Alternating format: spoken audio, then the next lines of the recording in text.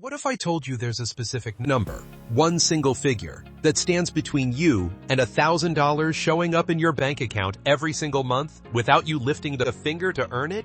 And what if that number is actually lower than you've been assuming this whole time? Most people hear the phrase dividend income and immediately picture some retired millionaire in a beach house, someone with so much money that of course they're getting paid just to exist. But today, I'm going to break down the real math behind generating $1,000 every month in dividends. And by the end of this video, you're going to realize this goal is a lot closer to your reality than you ever thought possible. Let's start by getting clear on what dividends actually are, because a lot of people use the word without fully understanding the concept. When you own shares in a company, you own a small piece of that business. Some companies, typically the mature and profitable ones, choose to share a portion of their earnings directly with shareholders on a regular basis. That payment is a dividend. It hits your account whether you're working, sleeping, traveling, or sitting on your couch watching a movie. That's the beauty of it. You don't have to do anything to receive it once you own the shares. Now here's the key concept that determines how much money you actually need to invest. It's called dividend yield. And it's simply the percentage of your investment that gets returned to you annually in dividend payments. If you invest $10,000 in something yielding 3%, you receive $300 per year. Simple as that. So to figure out your magic number, you work backwards from your goal of $12,000 per year, which is what $1,000 per month adds up to, and you divide that by whatever yield you're targeting. At a 3% yield, which is what you'd typically find in a diversified fund, holding stable, established companies, you'd need right around $400,000 invested. Now I know that number sounds big, but here's where people get surprised. There are legitimate strategies that can bring that required number down significantly, and we're going to walk through all of them right now. Before we go further though, I have to say something important about yield. Higher yield does not automatically mean better investment. In fact, chasing the highest yield you can find is one of the most common and costly mistakes new dividend investors make. When a stock is yielding 12 or 15%, your alarm bells should be going off. That kind of yield usually means one of two things. Either the stock price has dropped dramatically because the business is struggling, which artificially inflates the yield percentage, or the company is paying out more than it can sustainably afford, which means a dividend cut is probably coming. Smart dividend investors generally look for yields in the range of 2 to 5%, where the income is real and backed by a genuinely healthy business. So let's look at your actual options across different yield levels. At 3%, you need about $400,000. That's the conservative, sleep well at night approach.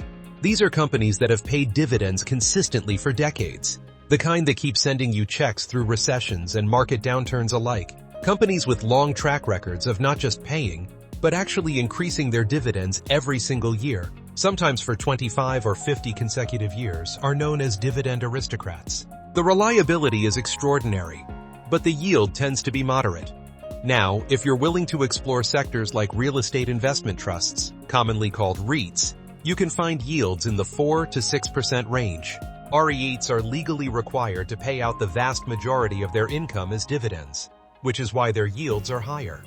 With a 5% yield, you'd only need around $240,000 to hit your $1,000 monthly target. That's a meaningful difference. The trade-off is that REITs are more sensitive to interest rate changes and economic shifts, so they can be more volatile than a broad dividend fund. Energy sector stocks and other high-dividend industries sometimes yield 4 to 5% as well, getting you to that same ballpark of $250,000 needed. And if you're comfortable picking individual dividend stocks and doing your homework on each company, you might find yields of 6, 7, or even 8%. At 8%, your required investment drops to around $150,000. But the risk goes up considerably when you're concentrated in a handful of individual companies, rather than spreading across hundreds. Here's something I want you to really sit with. You don't need to arrive at that full investment amount overnight. The path to dividend income is built gradually, through consistent contributions over time and, most critically, through the reinvestment of the dividends you earn along the way. This is where the real power kicks in, and it's something most people dramatically underestimate. When you reinvest your dividends instead of spending them, you're buying more shares.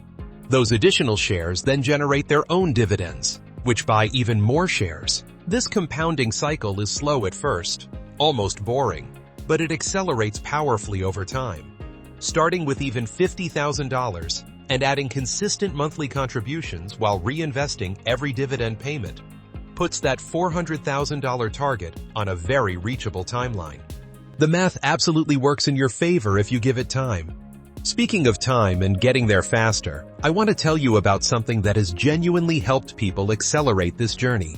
The Wealth Accelerator Academy is a group coaching program and comprehensive course built specifically for people who want to achieve real financial freedom, including generating passive income through strategies exactly like the ones we're discussing today. It's not just information, it's a structured system with community support and guided coaching to help you implement and stay accountable.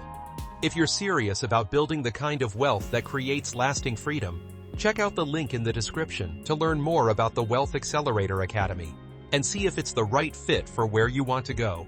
Now let's talk about one more factor most people completely ignore when they're calculating their dividend goals, and that's taxes. If you hold dividend-paying investments in a regular taxable brokerage account, those dividends are considered taxable income. Qualified dividends receive preferential tax treatment at lower capital gains rates, but non-qualified dividends get taxed at your ordinary income rate. Either way, you need to account for this in your planning. If taxes take roughly 20% of your dividend income, then you actually need to generate around $1,250 per month gross to net $1,000. That pushes your required investment amount up somewhat. The solution many savvy investors use is to hold dividend investments inside tax-advantaged accounts like IRAs or Roth IRAs, where dividends can grow and compound without being taxed each year. Inside a Roth IRA specifically, if you hold the account long enough, you can eventually take that income tax-free entirely. That's an enormous advantage that dramatically speeds up your path to that monthly income goal. Let me also address one honest tension in dividend investing. Early in your wealth-building journey, some financial thinkers argue that focusing heavily on high dividend yield might actually slow you down compared to investing in faster-growing companies that pay little or no dividend. The logic is straightforward. A company reinvesting every dollar back into its own growth may compound your wealth faster than a company paying you a 4% yield while growing slowly.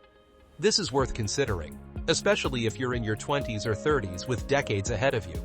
A blended approach, part growth-focused and part dividend-focused, often makes the most practical sense for people in the early and middle stages of their financial journey. The psychological element matters too. There's something genuinely motivating about watching actual cash land in your account from dividends, even if it's only $50 or $100 in the early days. That tangible proof that your money is working for you tends to reinforce good habits and keep you invested during rough market patches. Never underestimate the value of staying in the game. So let's bring this all together with the numbers you came here for. To hit $1,000 per month in dividends, you need $12,000 per year in passive income. At a 2% yield, that means $600,000. At 3%, $400,000. At 4%, $300,000. At 5%, $240,000. And at 8% from well-researched individual stocks, around $150,000. The yield you can realistically achieve determines your number, and your number is almost certainly lower than you initially assumed. The path forward is straightforward even if it requires patience. Start investing consistently, focus on quality over flashy yields, reinvest every dividend payment, use tax-advantaged accounts where possible, and give the compounding process the time it needs to do its work. If you want to fast-track this entire journey and have a proven system to follow, rather than figuring it all out alone, I strongly encourage you to look into the Wealth Accelerator Academy. The link is in the description below. It's a coaching program and course designed to help regular people build real financial freedom using strategies like dividend investing and beyond. People who go through it don't just learn concepts, they actually build the plan and execute it with support. The bottom line is this: $1,000 every month in dividends is not a fantasy for the ultra-wealthy. It's a math problem with a solvable answer. And now you know exactly what that answer looks like depending on the path you choose. The only question left is whether you're going to start building toward it today. Hit that subscribe button if you want more content like this, and I'll see you in the next one.